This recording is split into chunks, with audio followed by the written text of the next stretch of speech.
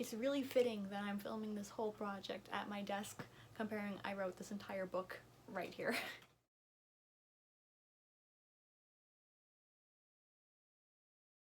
For my integrative assignment, I decided to write an adult children's book, and I am well aware that that is an oxymoron. It confuses a lot of people, so you're gonna have to give me a chance to explain that one.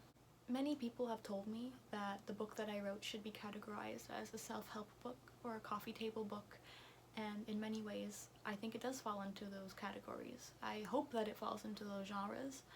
I would be immensely proud if this book was on someone's nightstand or on their living room table and whoever read it felt a sense of relief after they've read it. But I don't think it should be limited to those two genres. The nature of this book is a children's book with a twist on it, and all of the research that went into it was about children's literature, so I just don't feel like it should be called a coffee table book or a self-help book, because there's so much more to it than that. The idea of an adult children's book, a story with an adult theme displayed in the style of a book that would be presented to a child, derived from a class that I took called Metamorphosis and Transformation. I took that class as an intercession at John Abbott, and I wish that I had had the opportunity to take that class as the full 15-week course rather than as an intercession, because it was so interesting. As someone that wants to go into either publishing a young adult fiction or children's literature, it was the most interesting thing in the entire world. It was a dream come true, even just thinking about it. It was amazing. In that class we discussed the works of Bruno Bettelheim, Maria Tartar, and even a little bit of Freudian psychology. We talked about how children's literature impacts the developing mind of a child. In addition to that, we also spoke about how Walt Disney glamorizes the way we interpret fairy tales and folklore, because those stories weren't originally meant for a young audience. They were very much so for adults, because they talk about moral messages and societal occurrences. Stories like Beauty and the Beast, which we know so well today as being a story where it's like finding your perfect prince, right? It wasn't about that back then. Beauty and the Beast was actually meant to be a story that comments on arranged marriages. Young women would be married to much, much older, richer men, and the old man was supposed to be the beast, and it was supposed to ease the young girl's anxieties and fears about marrying someone so much older by saying, you know what, maybe he looks like a beast right now, but maybe there is a prince on the inside. And that was kind of message that those stories were supposed to convey. Fairy tales were designed to allow the author to discuss adult subject matter under the masquerade of something that was meant for a child. And the idea of an adult children's book was inspired by this facade. The adult children's book that I wrote is entitled Deep Dark Fears, and it's a book about a little girl named Lucy Fink and how she handles fear as a child versus how she handles it as an adult. The book deals with themes of transformation, womanhood, and coming of age, and I really wanted those to be prominent elements of the book. The IA is all about integrating aspects of different classes that you've taken and putting them into one project, and I feel like I've done that, but I also wanted to integrate an aspect of my real life. I am a CEGEP student. I am changing every single day. I am coming of age. I'm 19 years old, and I feel like I'm becoming a woman. You know, I feel like I'm becoming the woman that I'm going to be, and it's a really transformative stage of my life right now, and I wanted to express that through the book. Lucy's fear as a child were my fears as a child, and Lucy's fear right now are fears that I experience every single day. So I really wanted to draw a link between Lucy and myself and make sure that the book conveyed something that was relevant in my life right now. So I think I've talked enough for right now. I'm going to read the story to you guys, and I will put the timestamps in, so if you want to skip that part because you've already read it, you can go to whatever number I put right here. Deep, dark fears.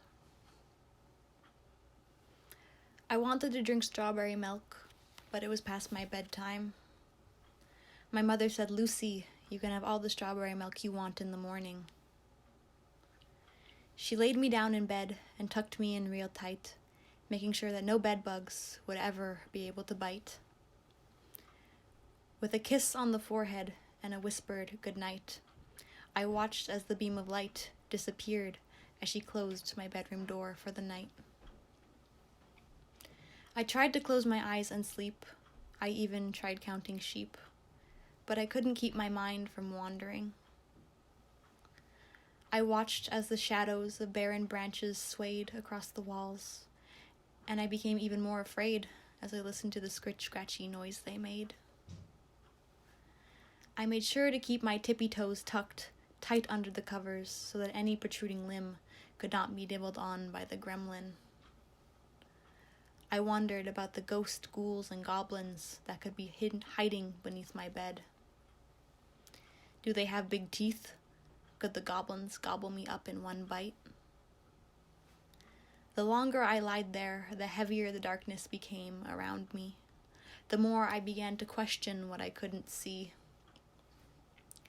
Glimmers of light and black masses began to float around my room, and I swear it wasn't my eyes playing tricks on me. The more irrational my thoughts became, the harder my heart began to beat. But-um. I yanked the blankets over my head. Surely I was protected under the covers of my bed. My skin was damp with perspiration, and my mind was racing, but eventually I managed to find sleep under my floral printed sheets.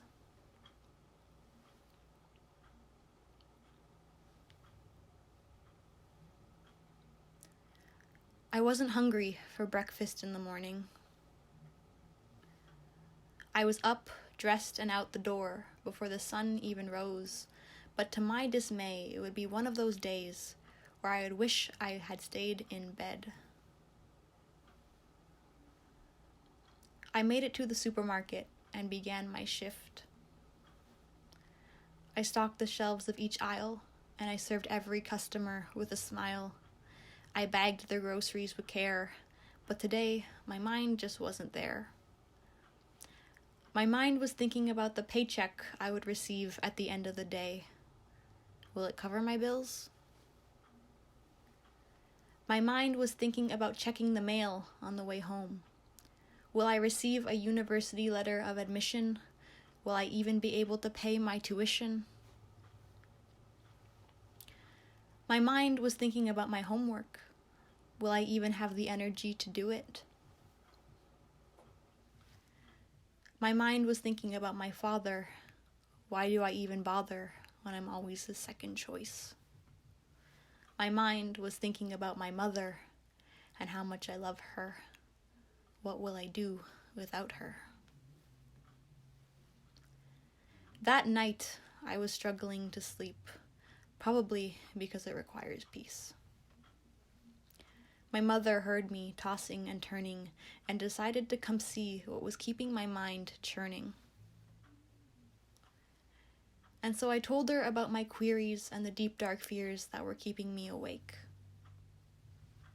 For the first time since I was a little girl who was afraid of the things that came out to lurk at night, my mother laid me down in bed and tucked me in real tight, making sure that no bed bugs would ever be able to bite. But instead of a kiss on the forehead and a whispered good night, she gave me some words of advice. If you worry about things that are out of your control, you basically put yourself through it twice. The end.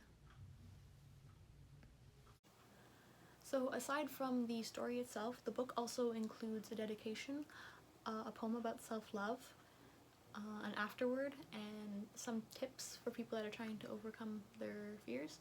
I'm not going to speak too much on the afterword because it pretty much summarizes everything that I said before I read the story to you guys. but I will speak about the poem and the tips for people trying to overcome their fears. The poem is called Self-Love, and I wrote that with no intention of including it in this book. I wrote it for a day when I wasn't feeling too great because I knew it would make me feel better, and that day came and I read it, and I just wished that I hadn't wrote it. I wished that I had someone telling me that to make me feel better. So I thought, how can I be writing a book about transformation, about womanhood, about coming of age, about empowerment, and not include it? There's a line, actually it's not a line, it's a stanza in the book that says, "Little by little you'll realize there is no greater radiance than a woman who has finally learned self-love." And of course I'm speaking about women, this can apply to men too, but the world is daunting, and once you realize your strength, once you realize how empowered you are, there's no stopping you, and that's the type of message that I want my book to convey. For that same reason, I decided to include the tips for overcoming fear. I can't preach for an entire book and say, overcome your fears, you can do it, and offer no support as to how you can do it.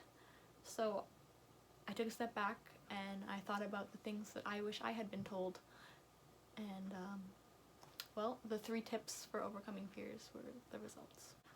I think it goes without saying that trying to complete a project of this caliber in the middle of a pandemic presents its challenges. I had originally wanted to create a hard copy of the book, but that wasn't really an option, so I created an ebook, and personally I'm just as happy with the way it turned out. I think it turned out really cute.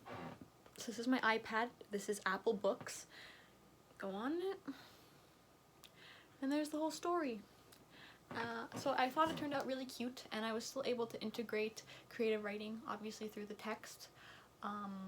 English, the whole concept was from my English class called Metamorphosis and Transformation, and printmaking through my drawings, which I did using the Apple Pencil. The only aspect I wanted to include that I couldn't was photography. I don't have the software. It's also difficult to go out and take the pictures, so I just opted out of that, but I'm still really happy with the final result. All in all, Deep Dark Fears is the book that I have been wanting to write since I was 16 years old and in my high school writing club. I am incredibly grateful not only that I got to write this book, but that I had so much support and guidance while writing it. If I had written this book 2 years ago, I don't think that it would have turned out the way that it did right now, and honestly, I wouldn't want to change a single thing right now. I am so incredibly proud of myself for creating it. I have had the idea for this book in my head for so long. This is a little doodle that I had on my wall, but I also had it on almost every single one of my books in high school. This concept has just been something so dear to me for so long, and to be able to create it and share it in such a massive way has been insane. So a big thank you to everyone for all the love and support, and yeah, thank you.